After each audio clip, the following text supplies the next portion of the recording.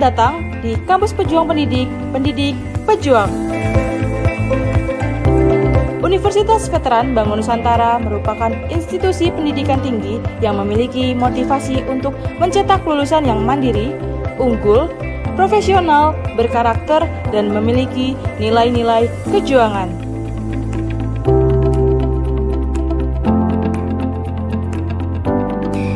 Saya Rektor Universitas Veteran Bangun Nusantara, Profesor Dr. Farida Nugrahani Magister Humaniora.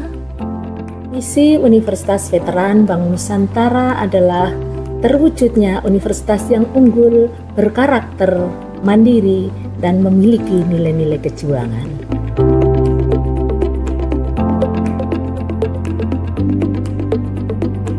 Univet bisa, Univet jaya, Univet unggul luar biasa.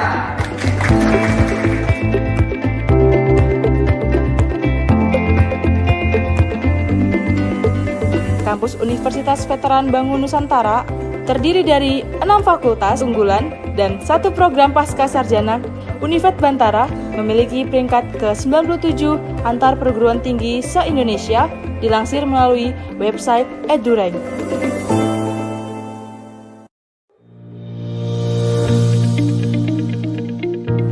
Menyelenggarakan pendidikan yang berbasis pada nilai kejuangan, Univet Bantara didukung dengan kegiatan perkuliahan yang terkelola secara profesional dan difasilitasi dengan sarana dan prasarana yang representatif guna mendukung proses pembelajaran mahasiswa.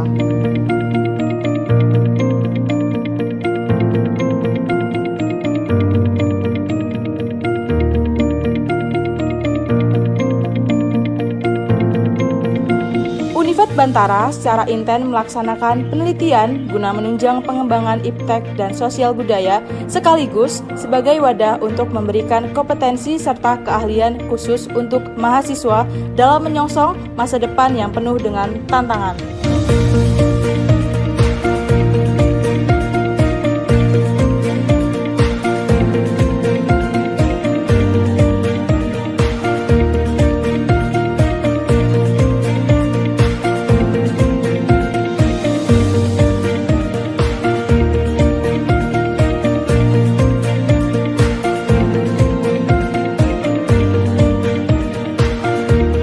Pengabdian kepada masyarakat merupakan bagian yang secara intensif dan aktif dilaksanakan Univet Bantara dengan melibatkan dosen serta mahasiswa sebagai wadah untuk membentuk karakter serta sebagai bentuk kepedulian sosial dan menjadikan generasi Bantara.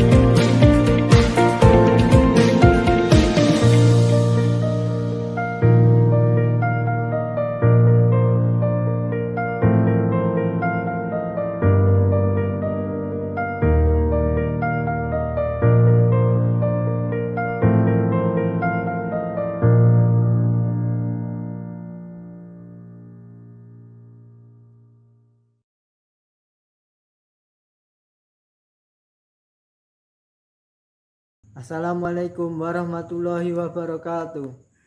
Perkenalkan, saya Arif Nurkolis dengan nomor induk mahasiswa 24225200012, mahasiswa PPG calon guru gelombang 2 tahun 2024, Fakultas Keguruan dan Ilmu Pendidikan Universitas Veteran Bangun Nusantara Sukoharjo.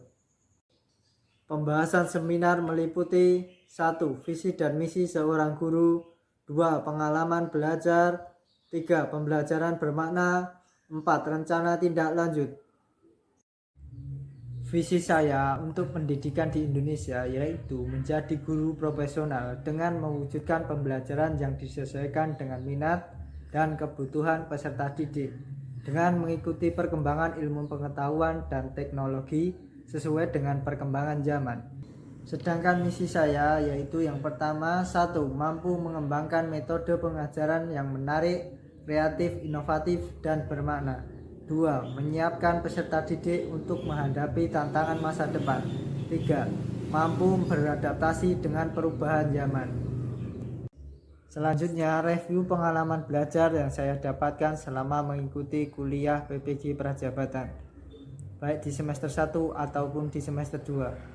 Di semester 1, yang pertama yaitu filosofi pendidikan Indonesia. Yang kedua, pemahaman tentang peserta didik dan pembelajarannya. Yang ketiga, prinsip pengajaran dan asesmen 1. Yang keempat, perspektif sosiokultural dalam pendidikan Indonesia. Yang kelima, pembelajaran berdiferensiasi.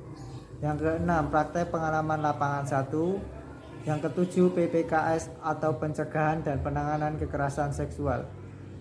Adapun di semester 2, yang pertama yaitu pembelajaran sosial emosional, yang kedua proyek kepemimpinan, yang ketiga prinsip pengajaran dan asesmen 2, yang keempat computational thinking, yang kelima seminar pendidikan, yang keenam praktek pengalaman lapangan 2. Selanjutnya, refleksi pengalaman belajar. Menurut saya, sejauh ini seluruh mata kuliah yang telah saya pelajari di kegiatan perkuliahan PPG Prajabatan memberikan manfaat yang sangat berarti bagi saya. Berdasarkan berbagai refleksi dari setiap mata kuliah yang sudah saya lalui, terdapat mata pelajaran yang sangat memberikan pengalaman yang paling bermakna bagi saya, yaitu praktek pengalaman lapangan 1. Praktek pengalaman lapangan yang 1 yaitu pertama topik orientasi PPL, 2 topik observasi PPL, topik 3 asistensi mengajar, topik 4 praktek pembelajaran terbimbing, topik 5 diskusi refleksi akhir. Selanjutnya, refleksi topik 1, orientasi PPL 1. Dalam proses orientasi sebelum kegiatan observasi di sekolah, mahasiswa diperkenalkan dengan berbagai aspek terkait sekolah. Ini mencakup pemahaman tentang manajemen pendidikan, termasuk prosedur administratif, kebijakan sekolah, dan struktur organisasi yang relevan, serta budaya sekolah, termasuk nilai-nilai dan norma-norma yang dominan. Orientasi juga memberikan informasi tentang kegiatan ekstrakurikuler dan non-akademik di sekolah, seperti acara sosial, kegiatan olahraga, atau proyek-proyek kemanusiaan. Keseluruhan orientasi ini bertujuan untuk mempersiapkan mahasiswa agar dapat berinteraksi dengan baik di lingkungan sekolah, memahami dinamika sosial di dalamnya, memberikan kesempatan bagi pertumbuhan pribadi dan sosial peserta didik di luar lingkungan kelas. Topik kedua yaitu observasi PPL 1. Dari topik 2 dapat disimpulkan bahwa kegiatan observasi memiliki peran yang penting dalam mempersiapkan mahasiswa untuk menghadapi praktek pengalaman lapangan atau PPL. Melalui observasi ini, mahasiswa dilatih untuk mengamati, menganalisis, dan memahami berbagai aspek yang mempengaruhi proses pembelajaran. Pentingnya observasi tidak hanya terletak pada pemahaman terhadap faktor-faktor di dalam kelas, tetapi juga pada pengenalan kondisi di luar kelas yang dapat mempengaruhi lingkungan belajar peserta didik secara keseluruhan.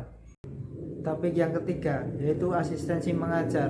Pada proses ini, mahasiswa melakukan diskusi dan berkolaborasi dengan berbagai pihak, terutama guru yang terlibat dalam proses pembelajaran. Hal ini dapat dilakukan dengan mempelajari modul ajar yang akan dilakukan pengajarannya oleh guru dan mengobservasi secara langsung pembelajaran di kelas oleh guru, sehingga dapat mempersiapkan diri lebih baik lagi bila dihadapkan dengan kasus atau persoalan serupa pada PPL yang kedua. Selanjutnya topik yang keempat, yaitu praktek pembelajaran terbimbing. Dalam praktek pembelajaran terbimbing, mahasiswa PPG memiliki kesempatan untuk memperbaiki keterampilan mengajar di bawah bimbingan dari guru pamong. Proses ini didasarkan pada prinsip lesson study, di mana setiap mahasiswa diharapkan menjalani 3 siklus praktek pembelajaran terbimbing yang komprehensif. Pertama, dalam tahap perencanaan, mahasiswa merancang pembelajaran mereka, termasuk menetapkan tujuan, strategi pengajaran, materi yang akan disampaikan, dan metode evaluasi. Selanjutnya, pada tahap pelaksanaan, mahasiswa melakukan rencana pembelajaran yang telah mereka buat. Mereka juga mungkin melakukan observasi terhadap pembelajaran yang dilakukan oleh guru pamong atau mahasiswa lain untuk memperluas wawasan mereka tentang teknik mengajar dan interaksi dengan peserta didik. Setelah pelaksanaan pembelajaran, mahasiswa melakukan refleksi dan tindak lanjut. Mereka mengevaluasi pembelajaran, mengidentifikasi kekuatan dan kelemahan pendekatan yang mereka gunakan, merencanakan tindak lanjut untuk siklus berikutnya. Yang terakhir yaitu topik 5, diskusi refleksi akhir PPL 1. Dalam diskusi refleksi ini, mahasiswa berkesempatan untuk berbagi pengalaman, tantangan, dan pencapaian mereka selama PPL 1. Mereka dapat membahas peran mereka sebagai pendidik, interaksi dengan siswa dan staf sekolah, serta pembelajaran yang mereka saksikan dan fasilitasi. Diskusi ini juga memungkinkan mereka untuk mengevaluasi efektivitas strategi pengajaran yang mereka terapkan, mengidentifikasi kekuatan dan kelemahan mereka sebagai pendidik, serta merumuskan langkah-langkah untuk pengembangan profesional di masa depan. Artefak kegiatan PPL 1. Pada kegiatan PPL yang pertama itu ada kegiatan untuk berdiskusi dengan guru yang terlibat sebelum melakukan praktek terbimbing. Kemudian ada praktek diskusi dalam mengatur jadwal praktek pembelajaran secara terbimbing.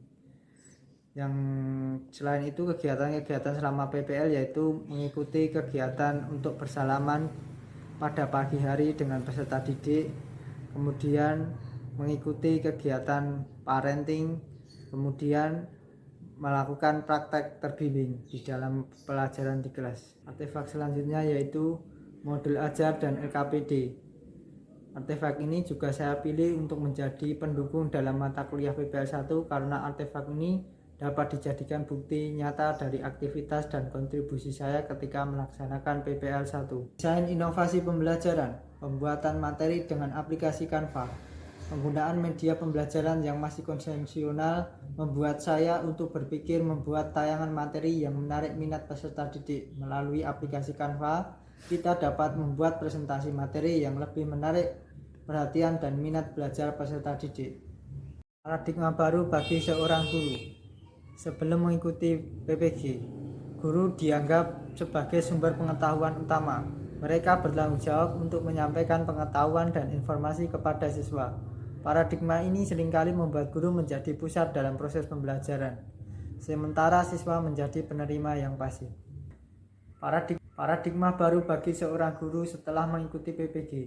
Guru tidak lagi hanya dianggap sebagai sumber pengetahuan, melainkan juga sebagai fasilitator dan pembimbing.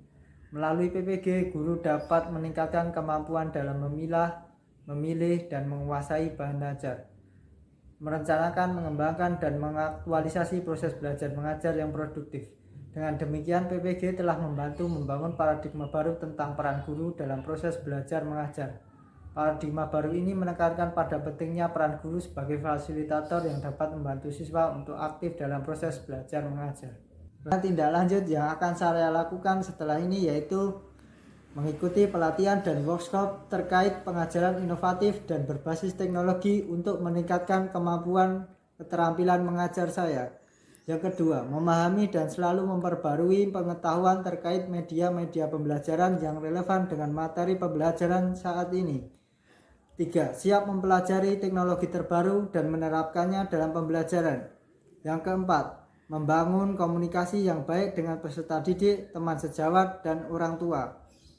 Sekian yang dapat saya sampaikan. Terima kasih. Wassalamualaikum warahmatullahi wabarakatuh.